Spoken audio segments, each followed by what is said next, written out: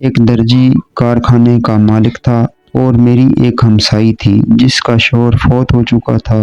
اس نے 3 بچے چھوڑے تھے۔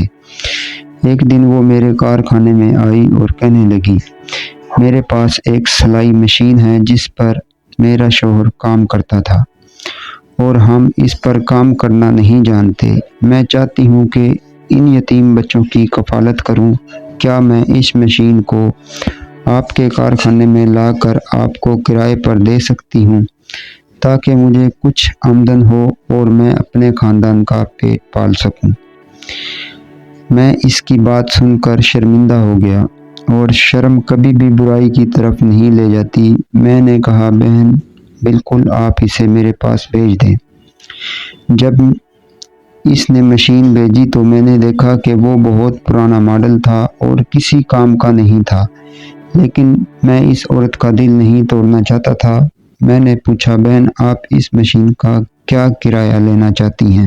اس نے کہا 3000 درہم، اور یہ واقعہ جنگ سے 20 سال پہلے کا ہے۔ میں نے اسے 3000 درہم دے کر مشین کو ایک کونے میں رکھ دیا، کیونکہ وہ کسی کے کام کی نہیں تھی، لیکن اس کا دل نہیں توڑنا چاہتا تھا۔ ہم 10 سال تک اسی حالت میں رہے، ہر مہینے اس عورت کو اس مشین کا کرایہ دیتے، جب مشین کارخانے کے ایک کونے میں پڑی رہتی اور کوئی کام نہیں کرتی۔ 10 سال بعد ہم نے چھوٹے کارخانے سے ایک نئے کارخانے میں منتقل کیا جو قصبے کے کنارے پر تھا۔ جب ہم سامان منتقل کر رہے تھے تو میں نے کہا، اس عورت کی مشین بھی ساتھ لے چلو۔ کارخانے کی مینیجر نے کہا، سر ہم اس عورت کی مشین کی کیا ضرورت ہے، کیوں اسے ساتھ لے جائیں؟ میں نے کہا، یہ تمہارا کام نہیں، بس اسے ساتھ لے جاؤ۔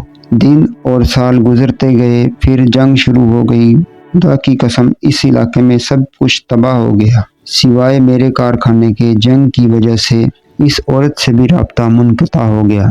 ہم نے بہت کوشش کی مگر اس کا کوئی پتہ نہیں چلا۔ ہر بار جب بھی اس کے نمبر پر فون کرتے تو بند ہوتا۔ میری کارخانے کی مینیجر مجھے چھوڑ کر یورپ چلی گئی۔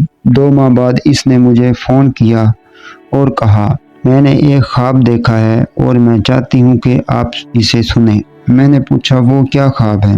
اس نے کہا، میں نے خواب میں سنا ہے کہ ایک آواز کہہ رہی تھی، فلاں کو کہو کہ اس عورت کی مشین کی برکت سے ہم نے تمہارے کارخانے کو محفوظ رکھا۔ کہانی کا راوی کہتا ہے، میری جلد کانپ گئی، آنکھوں میں آنسو آ گئے۔ میں نے کہا، الحمدللہ، اور خدا کی قسم میرے کارخانے سے ایک سوئی بھی غائب نہیں ہوئی، حالانکہ اس علاقے میں جنگ کی وجہ سے سب کچھ تباہ ہو گیا تھا۔ اس سے یہ سبق ملتا ہے کہ نیکی کے کام برائی سے بچاتے ہیں۔